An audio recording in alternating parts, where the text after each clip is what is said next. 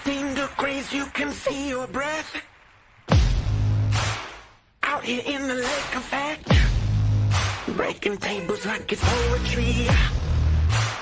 Where else would you rather be? Pinto, Ron, Elvis, and the Lay Poncho.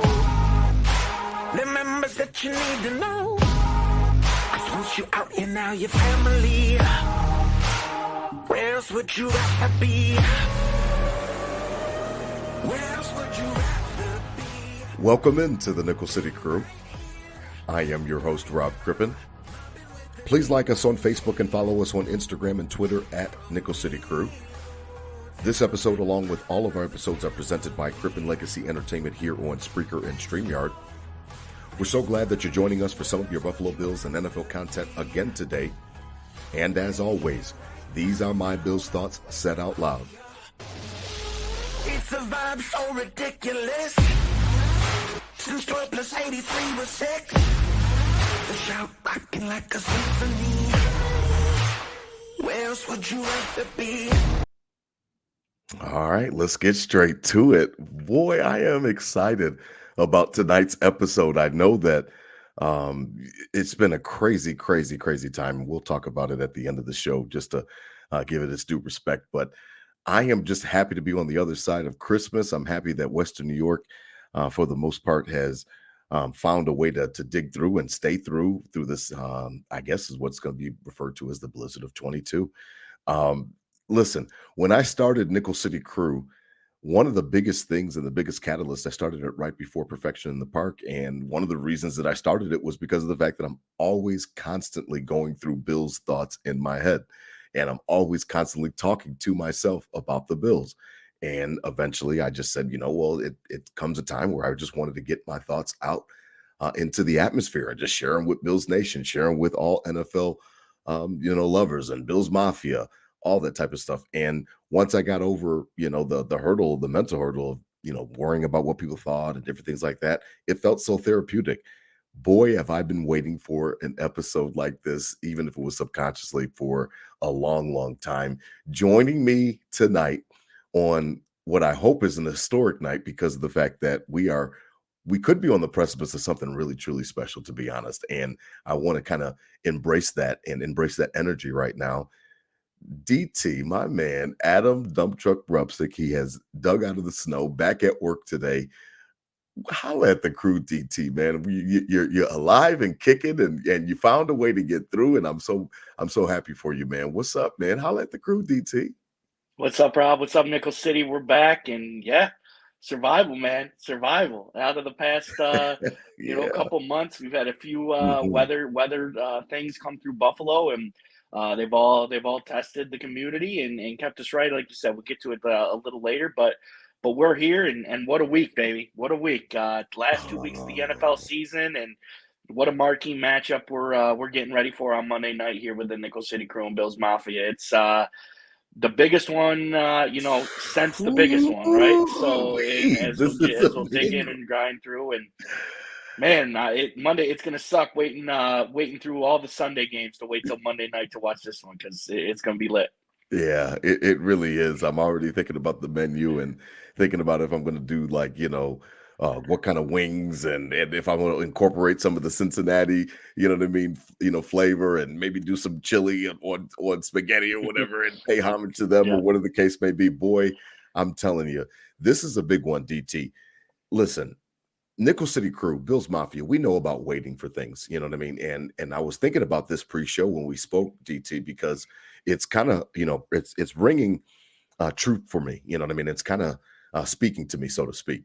We waited a long time for the Buffalo Bills just to be participants in the playoffs. A bunch of an entire generation, to be honest, of fans know exactly what it's like to actually go through the drought and to be a part of it. And to, the drought was old enough to drive, have a driver's license in New York State, and the drought was old enough to almost buy cigarettes in New York State. It was crazy, and it took a life on its own, and it was really hard, to be honest, DT. And that was that's when we met throughout the drought, and it was one of those situations where, like I talked about in the off season, that there were many a times when I drove up to the games and I knew that we didn't have an opportunity to win the game.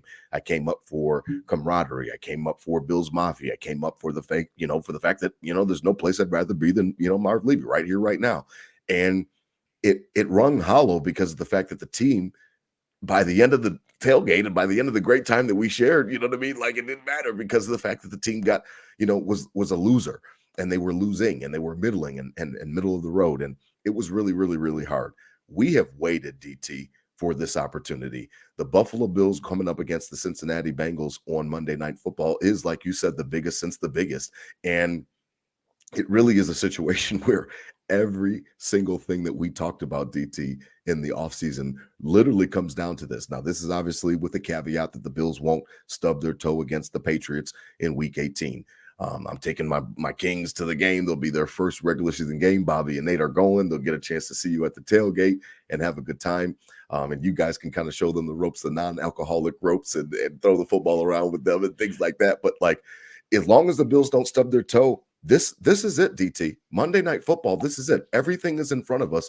The number one seed that I was so focused on and that you told me to kind of just relax on, it's right there, DT. I'm like a dog on a bone. I'm shaking right now. I cannot wait for this game. And waiting is the right way to put it. I mean, I became a Bills fan during the drought. As I kind of came up through, right, too young to remember the Super Bowls and whatnot. So the drought was where I fell in love with this team. So all I knew was them losing and that's what a lot of people obviously in this generation have felt as well.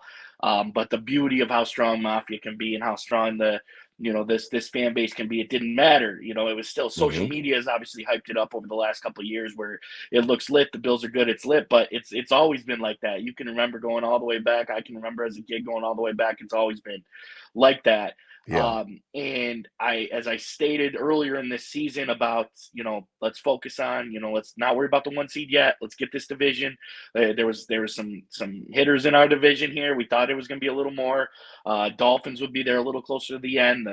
Jets and Patriots would be there a little closer to the end. And, as they kind of tail off and Tua's out. And so it wasn't as big of a run for the division as we thought it was going to be.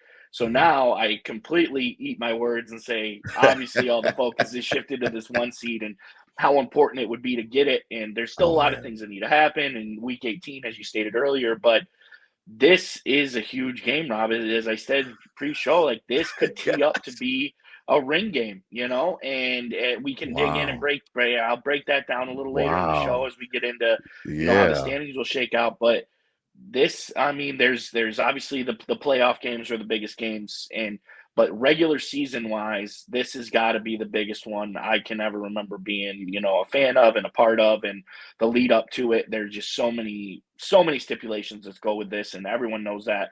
If you even lightly follow this team, you know how important this game is Monday. So strap in, strap up, and let's roll. Let's get rolling.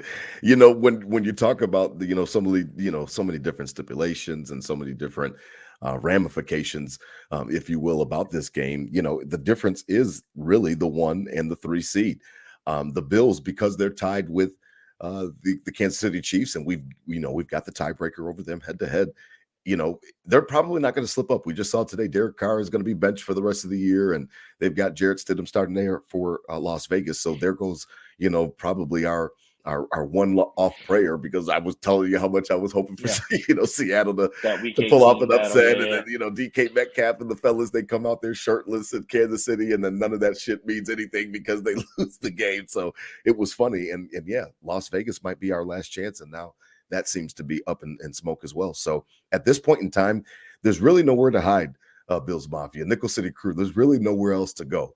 We've seen some of the things that have been talked about Josh Allen this week. I've been really honing in on some of those things, and we'll talk about that later tonight as well, because there were some interesting stats that were out there. But this is kind of like where the rubber literally meets the road. This is where everything kind of, the stars are shining and the lights are brightest. And this is where we need the Bills to kind of come through. We need Josh Allen to be Superman. We need him to be whatever man we need him to be. We need him to be everything on Monday night, because we've got a formidable opponent, and we're going to talk about them and break them down, the Cincinnati Bengals. And we both, kind of scoffed at their season last year, and they've put egg in our face. They are legit, and they're one of the best teams in the AFC, if not the league. A scary team with a ton of offensive weapons, and a team that's a little less well-rounded, I guess, as you would say, Okay. against the Bills. And but yeah, in these standings, you got the Bills at 1-12-3, Chiefs at 2-12-3. Right behind it in the 3 seed is the 11-4 Bengals, and then you got most likely going to be the Jaguars holding in that AFC South spot because the Titans got the Cowboys this week without Ryan Tannehill. I'm not saying the Titans can't do it, but it probably looks like a Titans loss there. All the Jags have to do is split, and they take that division to lock in the 4.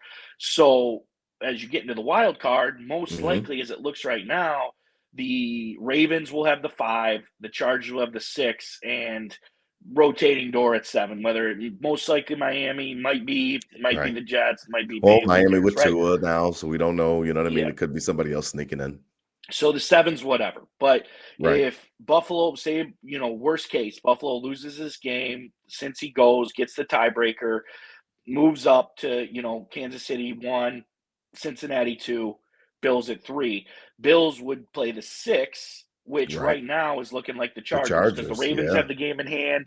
Even if the Ravens split, they lock in that 5 seed, and they'll play the Jags and then the Chargers. So you're going from, if you lose this game, to have Chargers at home in the wild card, who are looking better and better as they kind of had a slow start to the year. A lot of weapons. Herbert, a rising star with the best of them. Right. Chargers at home. Then you'd have to go on the road to the divisional round against, which is probably Kansas Cincinnati. Okay, against probably Cincy in this, Cincinnati, and then AFC Championship to Kansas City. So you got Chargers at home, right, at Cincy, at Kansas City, or you can win this game Monday. Oh man! Most likely, you get the winner of Ravens Jaguars and the bye week. So you're coming into the second week of the playoffs playing the Jaguars at home. And then all you got to do is Cincinnati, Kansas City beat each other up. You play one of them in the AFC title game. Obviously, that's our best chance. At home. Exactly. 15's got to pack a bag. Right? 15 has to pack a bag, or even Joe Burrow does. So yeah. So I mean, you don't even have to explain how big that difference of opponents would be, what type of situation that would put us in, to have the Jags in the second week, or go Chargers, Bengals, Chiefs. It's not even close, right? Yeah. So that's the ramifications. And as I've been talking over this long week, I've had a lot of time on my hands, being locked in here for a couple days with the weather. It's like I'm getting to the point where this is a ring game. Like that Jaguars, Ravens, no disrespect, but that in the divisional, and then a beat up team in the AFC Championship, that could be the path to the ring, as we talked about the luck and stuff going into the bowl. And that could be the luck we need to go into the bowl, rather than 3, probably the best teams in the AFC on roster, all said and done. You're going to have to play 2 of them on the road. It's a big difference, DT. Your chances aren't great, right? Even though this team, I think the Bills team is, but come on, man. That's like difference. Black and white, bread and butter. Like, come on. Like, that's huge. That's a ring game, in my opinion. It's a ring game Monday night. They win this game, secure that 1 seed. It doesn't even just, we get home field advantage. It's so many other things fall into place right into our favor. And it's funny that you said that, because of the fact that you're spot on, to be honest. And one of the things that comes with, to the victor goes the spoils, so to speak. And part of the bye week now is the new reconstructed playoff structure, DT. And now that there's 7 seeds that get into the playoffs, we grew up where it was, 6 playoff teams per conference. The top 2 seeds both got byes, which, you know what I mean? I'm so, it sucks that they took that out, because obviously there's teams that are worthy of getting that second bye. And then the actual rest that it provides for the actual 1 seed. So in the way that you laid out the scenario, the Chargers at home, yes, great. I'm happy that it's at home. We'll be there. We'll tailgate. We'll do a whole bunch of stuff, and we'll have a great time. That's not an easy out. And you've got Justin Herbert on the road, and I know it'll be cold, and we'll lean on that. Then you'll go back to Cincinnati, and in that scenario, that's a payback game. I'll be playing the payback open, and you know what I mean. And it's a situation where you went there and you couldn't beat them. You know what I mean? And then if you find a way to come out and beat them, then you're going to Kansas City, like you said, at the scene of the crime. Again, another situation where that boogeyman Third type time's of a stuff, charm. right? The third time's a charm. And you're like, wait a minute, I thought he wasn't the boogeyman. Okay, is that Freddy Krueger? Who is that? So it's a situation where it's vastly different because I don't even know if Jacksonville will win that first game. So you could be playing a depleted Baltimore team or whatever the case may be when the seeds kind of, work themselves out. It's a big difference, DT. That extra week off allows an opportunity for Josh Allen to rest at elbow. It allows an opportunity for any of the guys that are dinged up to get back to full health. We know that we're going through the Mitch Morse thing, and now we're hearing about Tua with a concussion. So that all kind of comes back into play for us because Mitch Morse, he's dealing with a lot of concussions. So hopefully he gets a chance to participate in the playoffs. And if he wants to, obviously if he wants to, because of the fact that, head injuries are serious. So there's a lot of just different moving parts where that extra week just provides a little bit more of a buffer. You don't get out of rhythm because you're going to practice, you're doing all the same routine, you're just not playing a game and you're saving your body. I think that with the way that they switched up the actual playoff format, man, it's insurmountable. Man. There's no way to make this game less than what it is.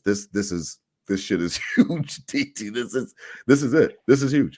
This is it. Top to bottom, and we talked to. I want to say like nobody needs that bye more than the Bills, but every team at this point in the season is beat up. Every team is fighting to get these seeds and roll out. And the Bills, it would still, even if they won those couple games in down the stretch of the Miami game or the Jets game or the Vikings game, whatever. If they win one of those games, they're not in this position this week, but. It's still, I'm not saying I would rather of them lost those games so they would be, ready to go and hungry towards the end of the year. And last year we saw them kind of ramp up in a nice degree and they were really rolling into the playoffs and we saw it roll into the playoffs, until it was, halted in Kansas City. But every team needs this bye. Every team's fighting for this bye. And there's no there's only two of them. They only give out two of them. We've never had injuries like this. We've never had all this BS. We're getting home games taken away from us. We're having insurmountable weather effects coming through the city all year. A ton of injuries all year. All pro players, not just future Hall of Famer. Future Hall of Famer. Our prized possession. Our prized offseason possession gone. The week is huge, and that's just a cherry on top to the teams you would have to play if you went that route, as opposed to not having the week off and playing three hard ass teams. It just I know they know that pressure as well, but come on, like you said, we've been waiting, and now it's like, here it is. Like, when is it if it's not now? When do you have the Chiefs not having a down year by any means, but when like Joe Burrow now is going to be right up there in the mix. They're going to be the Chiefs coming up. Justin Herbert and this team might be under that same caliber. We saw Miami had that. Like, everybody's getting better in this AFC. It's stacked. And now, like, this, not that this is our only window. We talked about this all off season and everything in between, but how long do we have to wait? What better opportunity do you want? It's not an easy task, going on the road and having to play Cincy on Monday, but that's all you got to do. Yeah, that's all you got to do. You're right about it. It's not an easy task, and I understand that, all hands on deck. There've been some questions about, the offense and what's been going on and different things like that. Obviously, the run game shows up big in last week's game. I don't even know, we're almost 20 minutes into the show. We didn't even mention, the last game, and that's kind of how the focus has been shifted. Take care of your business, and then this is all for the playoffs. And obviously, this is all what we're in for, is for the playoffs. So I'm really, really excited about the game. Obviously, the Bills take care of the Bears, on Christmas Eve, and everything in Western New York was so crazy that a lot of people didn't even see the game. And again, we'll touch on that at the end of the show. But I just can't get past how big of a game this is. And to be honest with you, my focus is just laser on it because, like you talked about, I've waited a long time for the Bills to be in this position, because what happened for 13 seconds was I didn't even see the Tyler Batts kickoff, DT, because I was outside in my garage playing the shout song on the loudest setting that my speaker in the garage could play it on. And I was waking up all of the neighbors, and then figuring out that was literally on the websites and trying to figure out, okay, JetBlue, okay, what are we doing for the flight? Are we going to fly home? Are we going to drive home? What's the menu?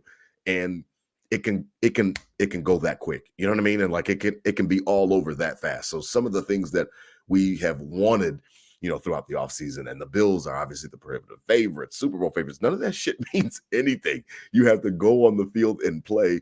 And it's fun that, they're the favorites. And, how fast did the Josh Allen, MVP talk, dissipate? Now we're battling and we're sending out, stats and different things like that to try to parcel between him and 15.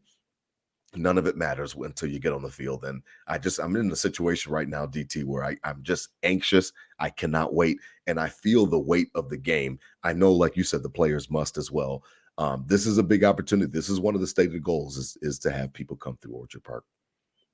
What's the last regular season game you were this hyped up for, right? In my recent memory, it's the Patriots. It's the Patriots game 4 or 5 years ago when we're both going in at 4-0 or 3-0. Yes, something like that. Yeah, when the house was rocking. That was like, oh, this is the biggest regular season game of my life. Let's go. We're going to beat the Patriots. They come in and dust us per usual, and and it goes from there. So that's even last year kind of teeing up. It was kind of some BS games at the end of the year to secure that seed and roll through into the playoffs after that 7-6 record, in the middle of the season. So I can't even remember a bigger game than this. And as we talked, what you said in the pre-show about the luck, like that is huge. Like, and everyone's got to know that. Like, the best team doesn't always win. Like, you can argue last year that the Bengals or the Rams weren't the best team in the playoffs, and kudos to them, they got the ring, whatever. But they, had some bounces go their way and whatever. And this is like the bounce that could go our way is having the 1 seed. And, That's right. And not having, and having that. Not having to go out there, DT. Not having Josh Allen extend that elbow in the cold. Not having him. Because then, exert. Not saying they're holding them back or anything, during the regular season right now, but the game, it's survive and advance in the playoffs. If there's something reckless going to happen in the regular season, they might hold off on that. And in the playoffs, it's full go. Whatever you got to do to win. If you got to do that in the wild card, first week just to beat the Chargers, it's like the Colts a couple of years ago, right? That game came down to the wire in the playoffs. And it was like, damn, we wish we could have just had that week off. And, so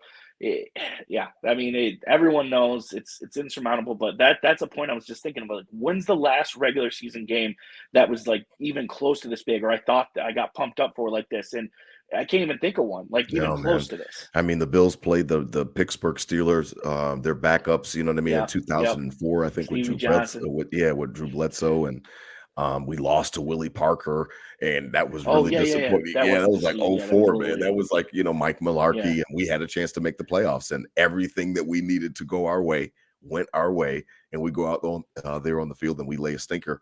And lose our opportunity to end the drought back when the drought was in its infancy. You know what I mean? The drought was still in pull-ups. We're still teaching the drought to potty train. And it's ridiculous that we've waited this long. So the wait for me, to be honest, is the anticipation is the drug. That is, for me, that is what is feeding me right now, is the fact that there has never been a bigger game than this, regular season wise, obviously, of course. And I'm just really excited to see exactly how the Bills perform, and it'll be interesting as we transition, man. Let's break down this game a little bit, DT, because we've got 4 sides of the ball, offense and defense for both teams, and I wanted to highlight this championship level defense to start, because again, I'll stand on 10 toes that this is a championship caliber defense. I feel that the Buffalo Bills have, under the direction of Coach McDermott and Leslie Frazier, who, again, I'll continue to trumpet, needs to be a head coach during some of this cycle that's coming up right now. We just saw Nathaniel Hackett get hacked out there in Denver, and I don't know. Leslie Frazier fits somewhere in an NFL head coaching position. So, DT, the defense, this is the number one offense we faced all year. If you want to talk about receiver room, the deepest receiver room we faced all year. Like, if you want any type of test for Trey White and how you're feeling and how's the knee feeling, like, you're getting ready to find out all of that on Monday night, man.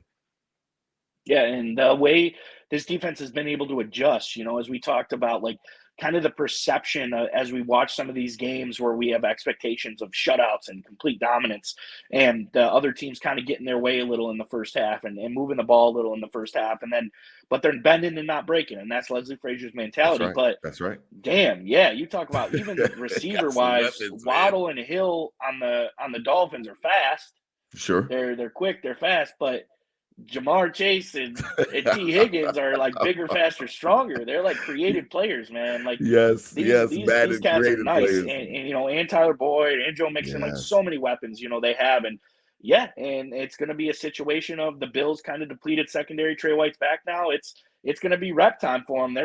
Teams haven't been afraid to go at him, maybe because he's not back in tune yet, back ready yet. And you see he's on a lot of plays. They're throwing around. He's not getting burned by any means, but right. they're definitely not like afraid to throw at him like in previous years where they wouldn't even look to his side of the field at all. And with Jamar Chase and T. Higgins and Tyler Boyd, and Joe Burrow's not afraid either Hayden to whip it Hurst, down they there got for Hayden those, and Hurst he'll back, I he'll think. throw it in. He'll throw it into windows, and it's going to be obviously the biggest test of the year for this secondary. And but we keep going back and talking every time it's crucial. The trenches, baby, the trenches. Yeah, And if we can get yeah, pressure on Joe Burrow, he is a quarterback that's known to take hits, take sacks, he'll hold and that take them ball. out of the games by He'll doing hold that. it. And He'll hold hold that it. ball, wait for the Mhm. play, and that pressure better get there because if he holds the ball too long, he's going to have some nice guys downfield, probably pretty open. Yeah, man, it's going to be an interesting matchup because of the fact that like we said, those guys can get after it, and they can get open, and then on top of getting open, they'll catch the ball contested. You know what I mean? They don't have to be necessarily open, and that's one of the scary things when I think about a Dane Jackson or I think about a Kyer Elam. They're going to be tested this Monday night, and it'll be interesting to see how they react to it. As you kind of flip the ball, you know what I mean? I've gotta read you something, DT, that was really perplexing to me, and it was really it's been kind of weighing on me since I saw it. And I don't know if you've heard about it, but Colin Cowherd, and then he's got those guys there on his show, and then Nick Wright is posting some stuff, and Josh Allen, it says, since Nate Gary even reposted it since week 6 after that Kansas City win. Josh Allen hasn't been the best. Now I know we had a whole entire episode dedicated to it and what's wrong with Josh, and then we've got the actual elbow injury itself against the Jets the first time. This offense, again, what did I tell you was my biggest fear, DT? My biggest fear is that the offense is not able to hum when we need them to hum. We need them to hum Monday night. I know that Stephon Diggs has had a couple of weeks where it's been, inconspicuous. He's been missing. And I understand that. And I know that he gets plenty of targets, and I understand all of that type of stuff.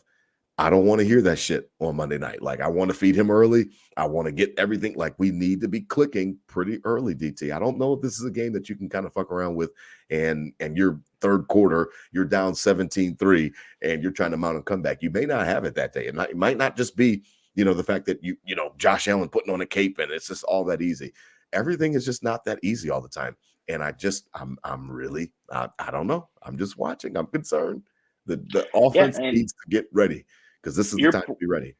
your point is going to be, justified if they do go in and lose that game because this is the time where last year this offense was full bore, clicking in all cylinders, perfection in the park, getting ready to do that, and going in on a test where this offense does need to be humming on Monday night, and Diggs has to have 10 receptions probably to win.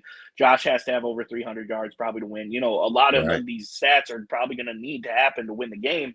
And if they don't do that, it's your point is kind of being justified there. Like, if they're what other time to do it than Monday, and if they That's can't right. do it Monday, what makes us think they're going to be able to do it in the playoffs? That's right. So it's scary. It is scary in that fact. I'm still not, it's there. The stats there for sure, but I still believe in this team. Still believe, it comes down to protection, and when Josh has to put the cape on, he has, but they have had slow starts. Punting out the first half of the Jets game. 6 points last week against a bad Bears team that Right. gave up, and Right. even the Dolphins game where Josh had an outstanding game, they had a Mhm. slow start. Yeah. They started punt. So this is an interesting game where I don't ever want it to happen. I don't want you to, not that you would be right or wrong on this, but you've been alluding to it that it's not Superman Josh, and if they lose this game at a time they have to win it, the offense isn't humming, in the last Where else weeks do of you the point the season. microscope? I mean, where else do Yeah, you point the what, microscope, yeah, DT? and then what gives you confidence you go on the road and beat this team in 3 weeks? That's right. Listen, and if for those of you who, check out Nickel City Crew on Twitter. I did retweet it, and Joe DiBiase from WGR. You guys know I'm a avid WGR What listener. what are these He stats looking like, Rob? Okay, What's so this he, look like? Yeah, yeah. and Joe DiBiase, so Sneaky Joe, he posts, you are not going to like the messenger, but these stats are alarming. And then he posts a little feed of Nick Wright talking on his show, or whatever the case may be. I think it was one of those shows, First Things First, on Fox. And I mean, the stats are the stats, so please don't shoot the messenger. Nickel City Crew, Bills Mafia, I am delivering statistics.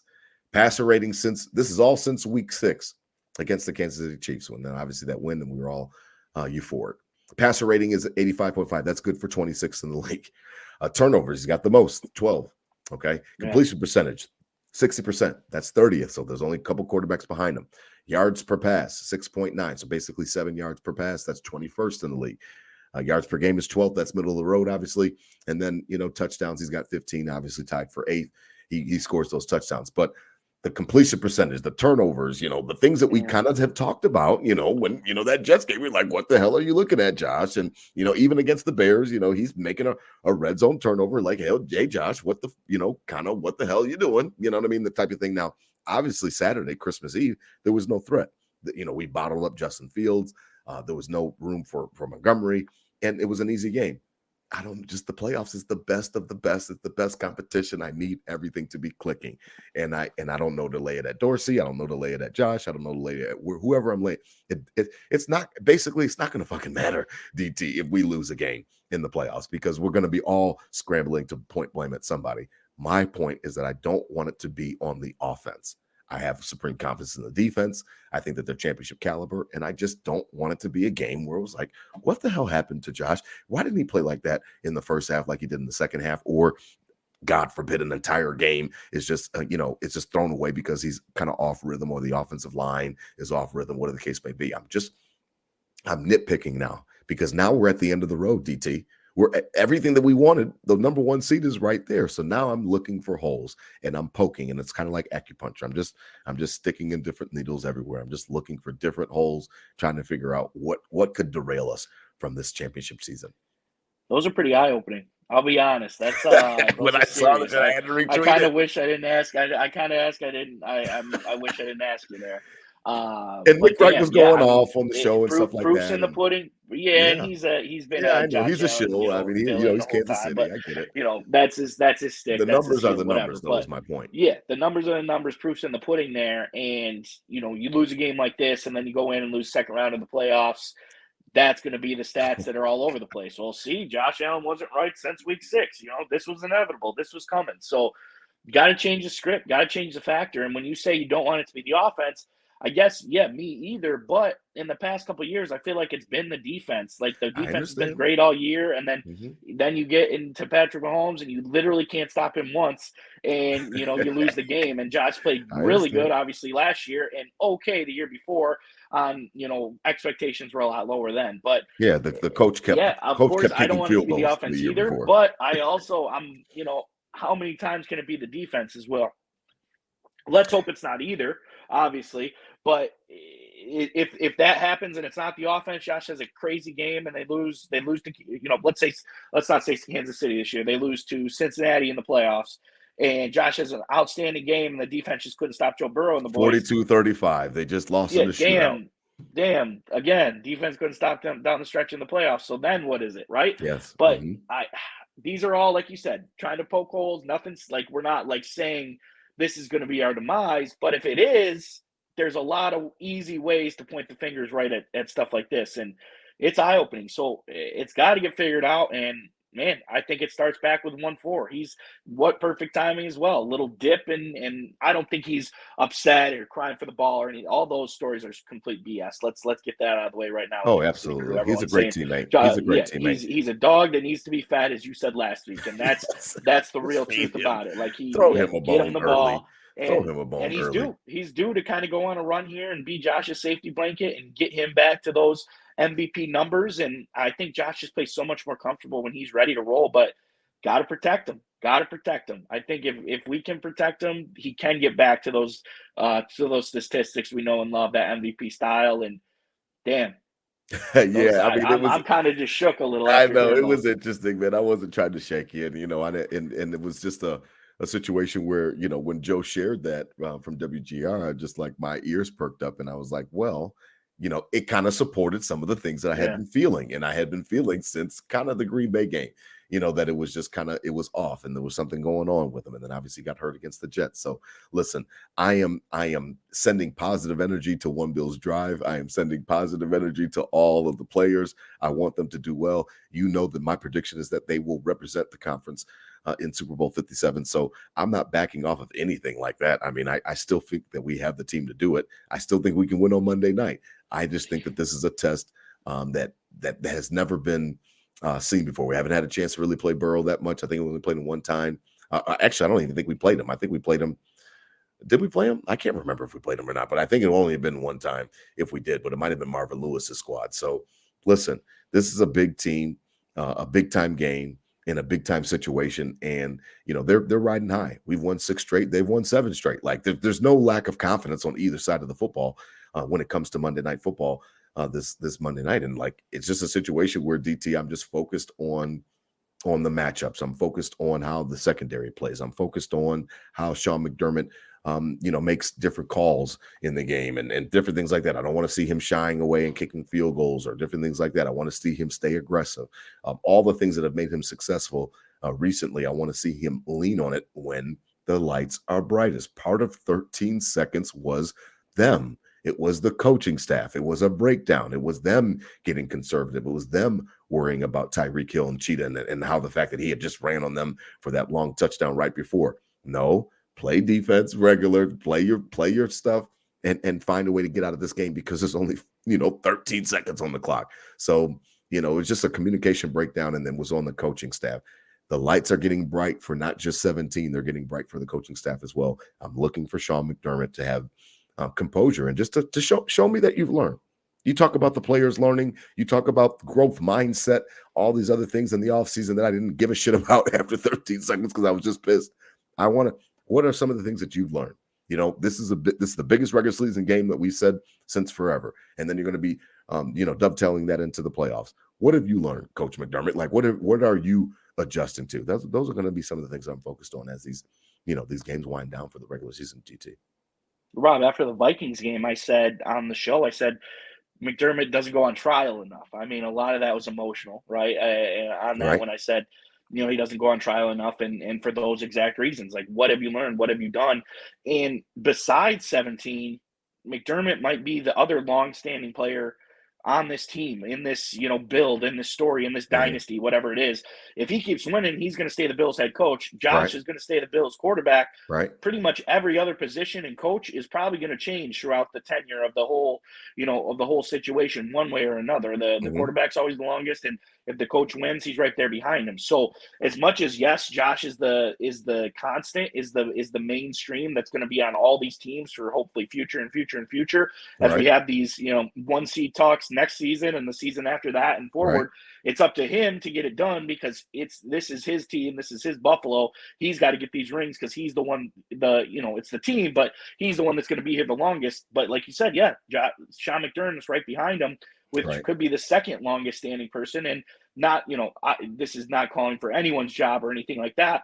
But same shit happens. We go into the playoffs, we lose again. How many times does that happen before it's like, okay, where's it changing? There can it's be not there, changing with 17, shit. so something else got to change, right? He doesn't have any more. That's worst case scenario by all means, but you're right. Like, you got to show the learn, you got to show the growth as this team, goes in and everyone's getting picky. What have you done to make this team better and be ready for, that 13 seconds or that, that last drive of the game or whatever it is? What have you done to change it? So yeah, I agree 100%. And I didn't criticize, McDermott, after the Dolphins game. I thought that it was, was a good call. The game was tied. So, even if Bass slips or something like that, as long as it's not a fumble or, or it's not a blocked, field goal, that's returned back, then obviously you're going to overtime. That's what the Patriots, messed up in their game against the Raiders. They should have just knelt down after they got all those yards because you're playing for overtime at that point. You're not going to get a touchdown. So I wasn't mad at McDermott or anything like that for going for that field goal. And then obviously it worked out. You can run across transit at 4:00 full speed and not look either way. Now, sometimes you might make it, and if you make it, it doesn't make it a good decision. You know what I mean? It just means that you made it. So, I mean, hey, they kicked the field goal, they won it. Everybody was out there, clearing the space for them. So I wasn't mad about those types of situations. It's just it rung true to me that you could definitely tell, and you spoke to it on that post game. You spoke to it, DT. Like, you could tell that they were like not fucking around. Like, this is not fucking around time. Like, we are not giving them the ball back. We know what Tyreek Hill does. We know what we are not letting Tua touch the ball again. And like, that's fine. I want 13 seconds to affect it, to affect you. It affected me. It affected all of Bills Mafia, Nickel City crew. It should affect the coaches. Obviously, it affected the players. I'm not one of those people that have said that it shouldn't be used as fuel. I just want to know that the coaches is practicing what he preaches, so to speak. This is going to be a big game on Monday night. I'm looking for him to be on his A+ game. We're looking for Josh to be on his A+ game. We're looking for the running backs to do their job, the wide receivers to win their routes, the defensive line to get to Joe Burrow. Be on your game, McDermott. Like, be on your game. Be A+. Be locked in, dialed in, ready to go with all the different types of calls, because as we've said at nauseum tonight, it just doesn't get bigger than this. This is it. This is a big swing, win or loss. Preseason favorites, Super Bowl favorites, Josh Allen MVP, Sean McDermott Coach of the Year, all off season. Everybody's got a nut up in these last couple weeks, and that goes for every NFL team. They're all saying the same stuff, but we have opportunity. We have, like you said, the storybook of improvement. We fell short because we did this, so we're going to not fall short because we do this. That's right. We have all those things kind of shaped up to story tell us right to the bowl and right to right, and everyone's going to have to, every player, 17 especially, and yeah, I agree with Sean McDermott, is show us the difference. He has this year. Hopefully he can, pass that down to the rest of the coaching staff and, let them know, like, this is an experimental stage. Like, this isn't like, this is win, survive, and advance. And that's, well, all those hype, all that preseason, all that BS out the window. Monday night, you got to win the game to really achieve any of it, I think. So. Yeah, I mean, I'm definitely going to name this episode after you. So obviously, as people are listening to this, on their morning drive and different things like that on Thursday, this was DT's idea, ring game. I don't know if I'm going there with you, but boy, that sounds compelling, because the difference is the way you laid it out was just perfect, man. With the loss, again, Nickel City crew, Bills Mafia, the Bills could be playing against the Chargers, possibly going on the road again to Cincinnati, which would mean that you lost to them on Monday night and then going back on the road to the scene of the crime to Kansas City, as opposed to sitting back, relaxing, letting everybody beat up on each other. Wildcard weekend. A lot of crazy shit happens in wildcard weekend, DT. You know it most of the time now. They've added the 7th seed now. Some, it is a little bit more chalk now. Last season we saw a little bit more chalk, but still, there were some upsets, and then you go play Jacksonville. Then it'll be cold for them. It's just right for us, Marv Levy, and then you're in the AFC Championship game. And again, Patrick Mahomes or Joe Burrow.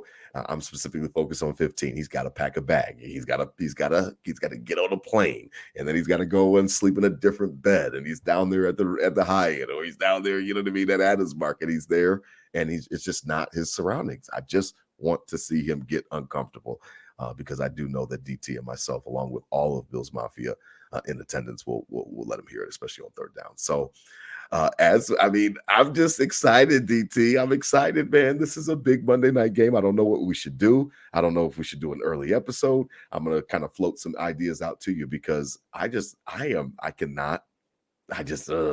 a dog on a bone, man. I really am like a Jack Russell Terrier right now. I cannot wait for Monday night. The scheduling too, Rob. I mean, damn, like we had the Christmas and the storm. It's been like the days are blending together for me, and now we're gonna get into New Year's, and obviously you always got to celebrate New Year's a little bit, kick in the 2023 right. We're going to wait all day Sunday, Yeah. kick in the new year, then have to go to work Monday, wait all day. And it's like, Yeah, damn, like, come yeah. on, The game NFL, is you're still putting not the here. Mafia through it this year. You're putting the Mafia Nickel City crew through it this year. But Yeah. yeah, man, it's going to be a long wait and ready to go. And like you said, those home games are so crucial. 15 pack in a bag, Joe Burrow pack in a bag, and Yeah, that'd be nice. That'd if be nice. and hopefully that we can That'd play be these nice. games in Buffalo. We don't have another weather event. I feel like this is every couple of weeks.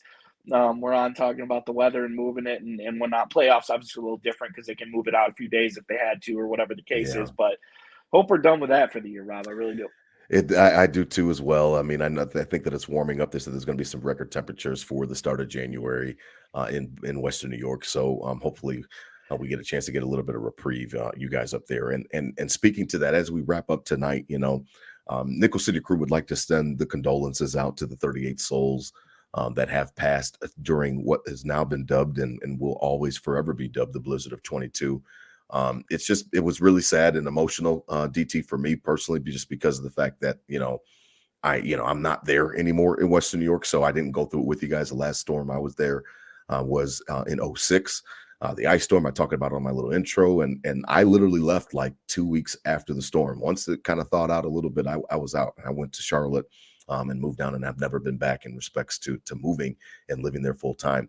This was just something that just is heartbreaking, man. I mean, 38 people died. It says that 17 were found outside. 9 were deceased from no heat on DT, unfortunately. 4 from cardiac arrest from shoveling or snow blowing. 4 from a stranded vehicle, and 3 because of an EMS delay. Which again, it's not it's not the EMT's fault that they can't get out because the roads weren't plowed. So, just our thoughts and prayers are out with those families and all of Western New York, the people without power. I know that there's so many men and women that are out there trying to, restore power for the community. And just, you lived through it, DT. I mean, as we wrap up tonight, what was it like? Because I saw one picture from you outside, and other than that, I just, on Twitter and Instagram, just seeing all the different pictures and the wind and how it was howling. I mean, it had to be something. I mean, it had to be. Yeah.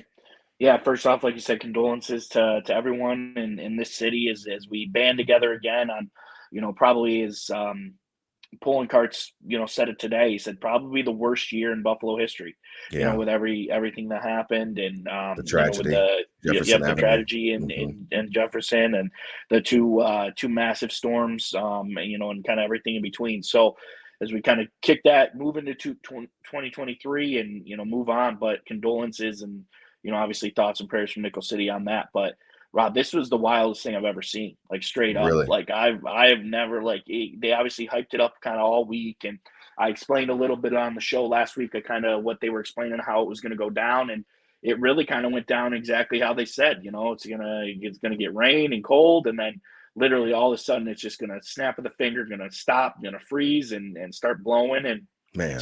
Friday morning, went in to the office, and it was a little hairy out there, but nothing like a normal wintry morning would be. Right. Definitely slicker, I feel like, than usual.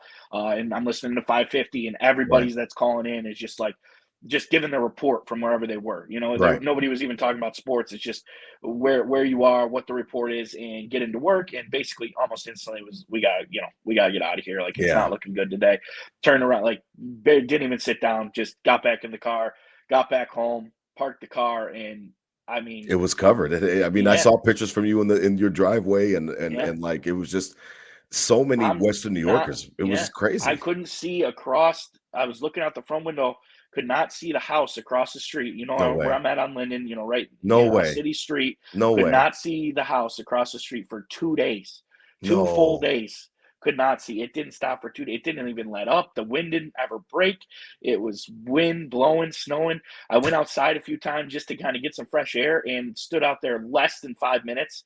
And the wind just coming in just covered me under my porch, Man. under kind of Yeah, yeah, yeah. secluded. In the canopy. Yeah, Yeah. yeah. In the canopy there, just covered in for 2 days. And it was like nothing I've ever seen. And I'm so grateful. We kept power and Yeah. heat the whole time, and we were prepared because we took the threat seriously. Went out, got the groceries and Right. everything. And the drinks the night before, right? And Right. We we're talked ready to about that. pack Yep. in and Yep. roll for it. But it was insane. And then Sunday, Christmas Day, obviously didn't didn't make it down with the family or anything, but was able to, stay here with the roommates. So we had a little Christmas of our own. But the Christmas was shoveling, man. We shoveled for three days straight, and kind of got out and didn't even know what we were shoveling for because Yeah. everything else was so wrecked. And I've never seen anything like that. And still to this, I mean, it hasn't snowed in 4 days. It's what is it? What day is it? I don't even know. Today's Wednesday Thursday, night, man. yeah, It's crazy. I Wednesday know. night, Yeah. Thursday, and I mean, it hasn't snowed. It's warmer today, but it's just a mess everywhere. I mean, Yeah. each street. I mean, some streets aren't even touched, like the smaller side streets, and then like Linden's pretty main drag. It's not a main drag, but it's pretty Right. main. It's right I'd say, by, yeah. through, and there's Right just by a Delaware. single little small ass little one lane through it, and obviously cars parked on both sides, just mounted, man. abandoned cars everywhere. It's the military's rolling around in Humvees, making sure people aren't driving. Like it's freaking wild out here, man. And the way that snow So the came down National for 2 Guard is days, on the ground. I heard yeah, about the yeah, Buffalo City they're ban was like for real. Like they did not want people yeah, out on the straight road up, to get. because they said that originally on Monday and Tuesday, and the weather was like it was fine. So if you could get out, it's like the road. It's not like the roads were like horrible, so you Right. could get out and get rolling. So everyone was like, "Oh, I can drive, whatever." But they were like, "No, the travel ban isn't so you can't drive. It's because We we got to clean up. clean up. We We got to gotta get emergency. clean. We got to get We all these need y'all cars. motherfuckers off the road. Yeah, we gotta get all these cars out of here. We gotta tow shit. We gotta do everything." Yeah. And they weren't able to do that because so many people were out on the road. So that's when the National Guard came in and kind of, locked up Shut shit and down, the man. checkpoints Sit or at the whatever it house. was. And Yeah. yeah, dude, it was a little creepy If just you're kind of not seeing that essential, today. stay home, man. Yeah. I Yeah, mean, and it's rolling crazy. around. So, but yeah, I've never seen anything like it. Thoughts and prayers to everyone. I'm grateful I stayed. Me and my friends stayed safe through this. And but yeah, it was crazy, man. It's wild. It's I remember growing up and just my father, talking to me about the blizzard of 77 and how wild it was and all the stories from it. And it's just you never really think that you're going to live through something like, you know what I mean? One of a generational, a once in a lifetime kind of event, a weather event for that case. And just my heart goes out. I'm happy that everybody is able to stay safe besides the 38 souls. And again, rest in peace to them and condolences to their families because, this is real life. And, football, we have so much fun with the Bills and things like that. But, one of the things that warmed my heart through that first storm was how, again, City of Good Neighbors, DT, and how people were, some snowmobiling to go pick up Vaughn and people are helping shell out Dawson Knox and different things like that and getting the Bills actually to the facility so they can get on a bus and get to the airport. It just shows again how Buffalo is really truly the city of good neighbors. And we'll hopefully again just rally again and the sun will come back out and the snow will eventually melt. There'll be a lot of water, it'll be slushy. Everybody go to Delta Sonic and get their car washed and we'll get back to normal life. Yeah. But in the meantime, just my heart goes out to those families. So on behalf of Nickel City crew, we do send our condolences out. And DT, man, I am just so happy. Thank you for your time tonight, man, because I had to get this stuff off my chest. This is literally my Bills thoughts said out loud. And I have been very, very, very, very, very anxious about this game because I want the number one seed. I know that I told you and I lied, DT. I lied. I lied the other week when I said that I was going to let it go. I didn't let it go. I'm on the reverse too. I'm on the reverse too. I said, don't worry about it. Let's get the division, Rob. Let's see where it lies. We're you ain't got to lie, Craig. You ain't got to lie. I mean, I lied. I mean, you said that just chill out. And it was great advice, because Kansas City looks like it's not going to lose. I was hoping for maybe a miracle against one of the Denver games. Nope, probably not going to happen. I was hoping for a miracle last week against Seattle. Nope, no. They came out, shirtless and they were ready to go. Nope, not going to happen. So, and now with Derek Carr going out for the Vegas Raiders, definitely probably not going to happen week 18. So we have to take care of our own business. It is sitting there in front of us. And boy, what an opportunity we have on Monday Night Football. I cannot wait. I'll be cooking the wings up and I will definitely be talking to you. I think we should do a pregame. I really do because I just want to I just want to talk a little bit more about this shit. I can't wait. We've been waiting a long time, GT. This is the game of our generation. This is the game I'm 37 years old. So I remember the 90s. I was 5, 6, 7, and 8. But it's it was blurry, but that's what got my fandom. And you listen to my intro, that's my story. I was built on the 90s Bills, but it's still fuzzy. And I cried like a baby for Scott Norwood Super Bowl 25. And I cried like a baby Super Bowl 27 when the Cowboys literally, curb stomped us. It was just so embarrassing that I was like, oh my God, like this is horrible.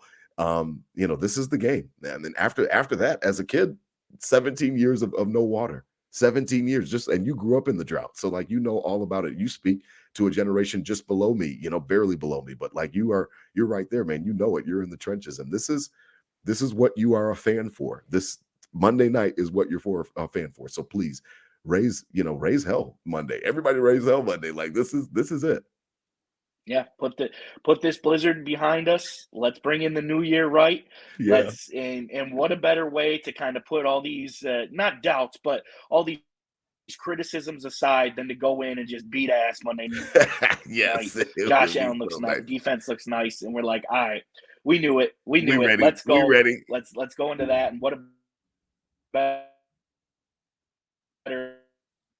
a better way to kind of get the layups going, as you say, and get it going. Better way to kick off the new year with the new side of this same Bills team. I know that's right, man. I'm all the way with it, man. The 2022-23 Bills. I like that. I like the way that feels. That sounds real good. So, as always, man, please spread love, not hate. These were my Bills thoughts said out loud. Please hit them with a Go Bills, DT. Hit them, man. We the snow will melt, man. Let's hit them with a Go Bills. Go Bills. It will.